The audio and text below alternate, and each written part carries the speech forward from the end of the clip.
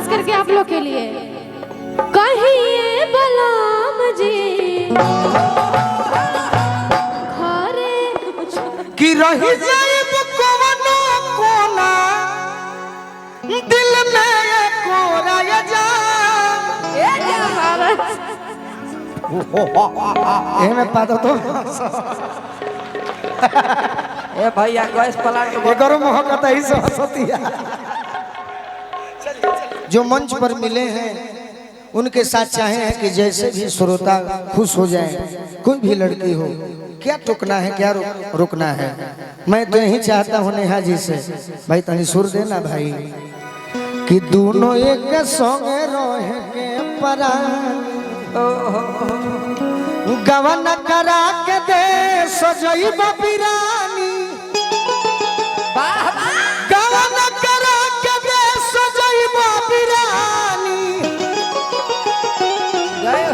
अरे के करा पछोड़ी होई टूटही पलानी पलानी पलानी कि दोनों एक संग रहे के परानी।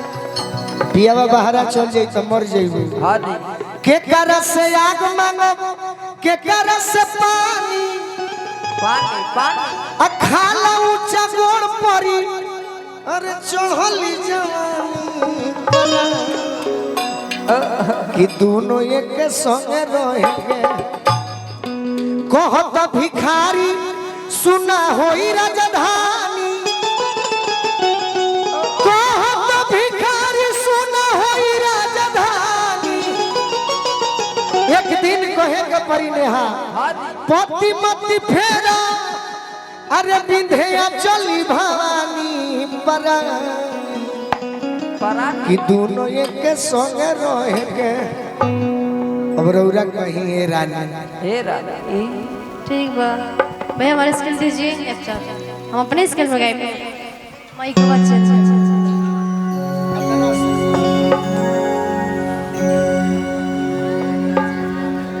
अरे बाप रे बाप, कितना सुंदर गाना चूज कैले बाड़ू। ये पर तो हम पागल हो जाते तने मन रहे। बड़ा सुंदर गाना बाड़ू रे, सब सुनी। हां जी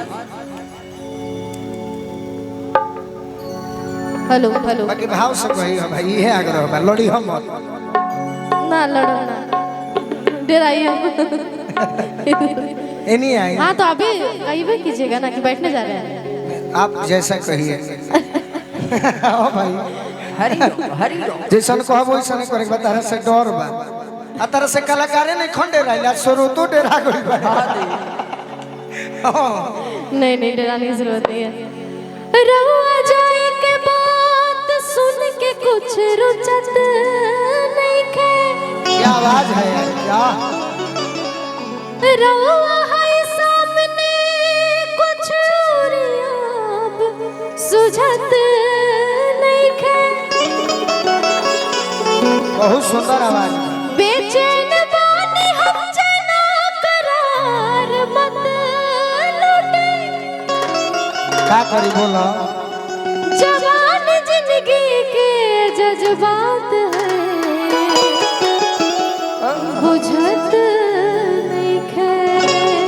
ये क्या क्या भाव है बताइए, भाव क्या इस है? भाव में ये है कि मतलब एक पत्नी अपने पति को समझा रही है कि आप बाहर मत जाइए। अब पत्नी मने हतना डांट के कही बाहर हमारे संग पत्नी रहे तो मार के भगाइए। हतना डांट के कही सिपाही जी।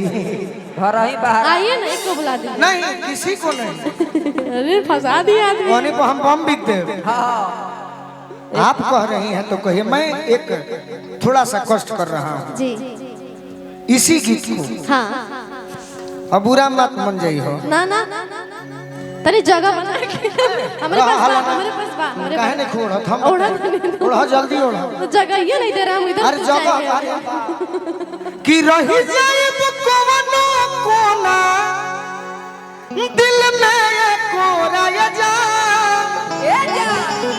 तनिए सा जगह दे दो बिछावे खातिर बुरा जान। तारे कतना जगह चाहिए ले लो, हम नीचे हूँ बैठ के सुन ले लो। कतना जगह चाहिए बोलो। ना ना ये मैदान खाली कीजिए। वैसा जैसे कहानी है हाँ हाँ बिल्कुल बिल्कुल भाव में, बट एक जने के बुला दो ना, एक जानी ना बम बिक दे, एक जानी ना, आप कहिएगा हम सुनेंगे, ये लोग सुनेंगे। चलिए भाई का दियो ठीक बात है। देखिए माँ बहने कितनी खुश है, पूछिए ताली बजवा कर, तनी माई बहन ताली बजा देने यहाँ खाती। देखिए अनियो माई बहन बाड़ी, आधा माई बहन। चलिए ओढ़े जल्दी ओढ़, ओढ़े हैं तो ताली बजा दी हलो, तनी कने आस ना अभी ब्याह नहीं के पहले से आधा कचरा अनुभव करो, बाद में अनुभव जैसे, हाँ। थोड़ा गला में प्रॉब्लम बा, इस स्केल अरे ना बहुत सुंदर बा, आप खड़ी हो गई, गला क्या कौन देखता है। जय हो बड़की माई। बोलत के बाद समझे नहीं आवता। छोड़िए वो बोलने, हाँ जा बोलने दीजिए, भाई आओ मामा आओ। वो कतनो रात में बोली 500 मिलियो करा बढ़िया से कन्यास कहले तो हम मर जाई। रुको ओड़ा तनी बेचैन मत होइए। का करे, मैंने बेचैन। यूट्यूब वाले भैया आइए इधर आइए तो थोड़ा, हाँ अब नहीं आएंगे, यहाँ आइए बैठकर थोड़ा सा अच्छा ठीक बा, मेरे लिए भाई का दियो ठीक बा। हाला मत करी हलो, सिर मंडारा पियावा हम बनी रौरा जाए पब्लिक मैंने सब पियावा बा। नहीं जो भी चलिए, वाह, वाह। कलाकारी बा सब ठीक बा। गाना क्या है, गाना क्या है। रहुआ जाए के बात सुन के कुछ रुचत नहीं खे, और रहुआ है सामने कुछ और अब बूढ़ा बाबा रौरा पर खुश हो गए। हाउ देखी चौकट लौकता, चौकट लौकता।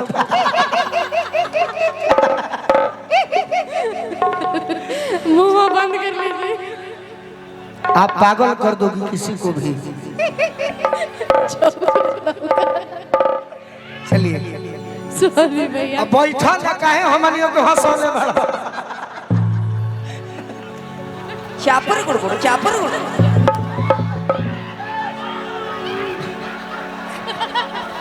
चलिए चलिए कहाँ से याद दिला। रहुआ जाए के बात सुन के कुछ रुचत नहीं खे, और है सामने कुछ और। भाई इतना हंसा रहा है। ये मैं पाता तो ए भैया गैस प्लांट ये करो मोहब्बत ही से हंसती है। ये कुल होई। कितने गंदे हैं, कितने गंदे हैं सब लोग। सब धरती सुखा जो है हवा के मारे। ए भाई रुक जा यार, गाँव में देखो कल्पना जी भी छोड़ के चल जाए यहाँ से। ए भैया स्केल दीजिए, सारा सुर खराब कर। सुर में तो हवा घुस गई। आप भी बैठिए, गोलू में पीछे आइए नहीं। खास करके आप लोग के लिए कहिए बलराम जी,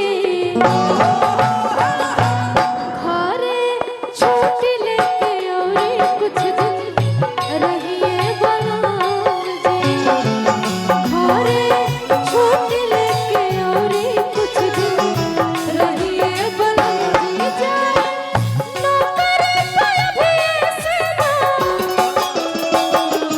जाए नौकरी पर भी से ना, कहिए बलराम जी, घरे